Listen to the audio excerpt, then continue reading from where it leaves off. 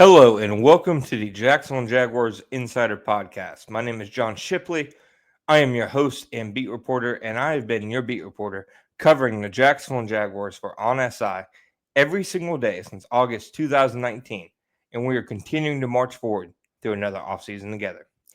As always, Jacksonville Jaguars On SI delivers you the best 100% free, 24/7, around the clock, boots on the ground Jacksonville Jaguars coverage. And you can find us on social media such as Facebook and Twitter at Jaguars on SI every single day. Don't forget, you can also find us at www.si.com/NFL/Jaguars. All right, folks, today it's a relatively easy one. We're going to talk about Gabe Davis. The Jaguars made the big move to release the veteran receiver on Wednesday. I struggle to call it a surprising move. I didn't ultimately think they would just bite the bullet on this year's dead cap. I thought, with his 2025 contract already guaranteed, he's already getting $11 million no matter what. I figured he would just take a spot as maybe the number 5 receiver if he was even available. And there's a chance he wouldn't have been. His meniscus injury, very much seemed like no joke. And he wasn't going to be available for offseason programs or anything like that. So probably would have been closer to being on the practice field sometime around training camp. But the timeline on when he would have actually been healthy and been ready to produce was always a little murky there. So even if he was on the team, I think there very well could have been a chance that he was on injured reserve regardless. And this was simply the Jaguars shedding a contract that this regime never would have paid. And I struggle to put it all, on Gabe Davis. He was never healthy. Mitch Morse himself said that on Twitter. Obviously, he had been teammates with Davis in Buffalo. So there's a friendship, there's a relationship there. But in terms of locker room guy and culture guy, I never heard anything bad about Gabe. Gabe's a guy who's well-liked inside, or was well-liked last year inside the building, inside the locker room, etc. But I did hear things, like when they signed him, I heard that it wasn't the most popular decision within other members of the scouting department, front office, and coaching staff. And some even went as far as to say, hey, we, as in the Jacksonville Jaguars, should not make this move. But it was one the Jaguars' decision makers at the time clearly wanted to make. To me, they wanted to sign Davis because at the time of signing Davis, it still looked like Calvin Ridley was coming back. The Jaguars obviously were better off letting Calvin Ridley walk to Tennessee and then drafting Brian Thomas Jr. That, of course, has paid off big time. But at the time of signing Davis, it was very clear that they thought their starting with 3 receivers were going to be Gabe Davis, who they could basically just plant at X, so Calvin Ridley wouldn't have to do it anymore. And Calvin Ridley, who they would now be able to move around a bit more, but he'd mostly be their Z.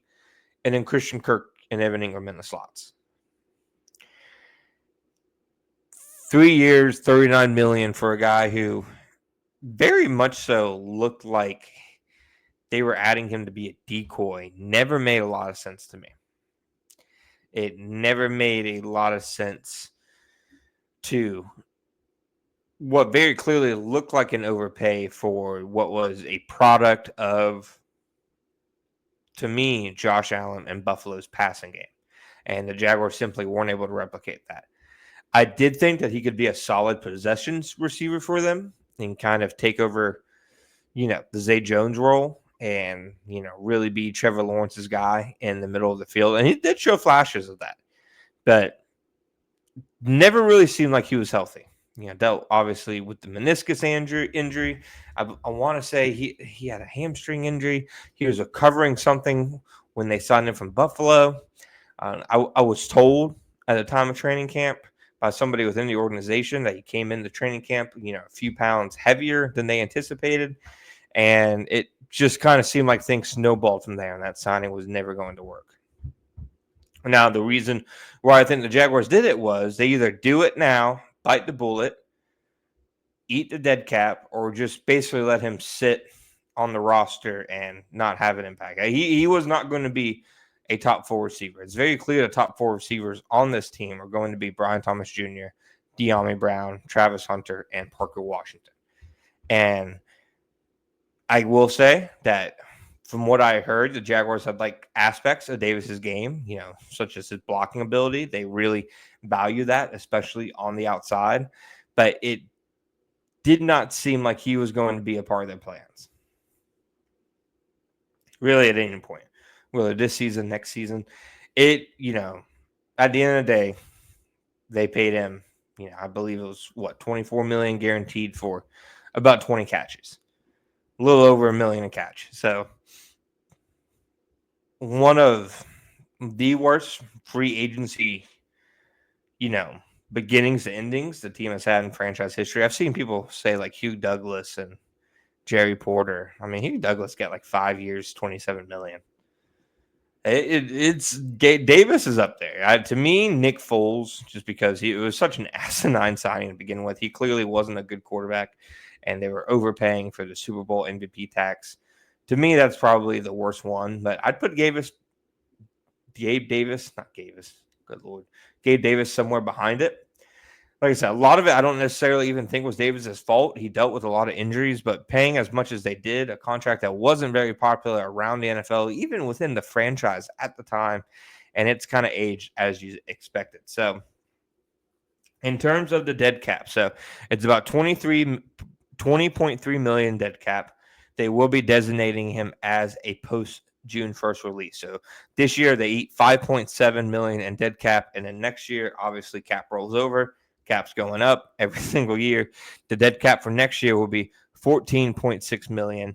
They save close to 800,000 in 2025 by doing this. So I didn't think that they would eat all the money at once, just because taking on a 20 million dead cap in one season obviously isn't ideal, especially when the cap's rolling over. But very clearly, Gabe Davis did not have a part with this franchise moving forward.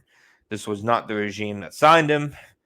This was not the regime that had, grand plans for him in their offense. And again, I think a lot of it had to do with injuries for Davis, but also the fact that the Jaguars' past decision maker just simply made a bad move here. Wasn't listening to the other voices in the room. So thank you guys for listening to me on today's episode of the Jacksonville Jaguars Insider Podcast. Please don't forget to subscribe, and you can find us on Spotify and Apple Podcasts as well. And you can also find all of our videos on YouTube at Sports Videos on SI.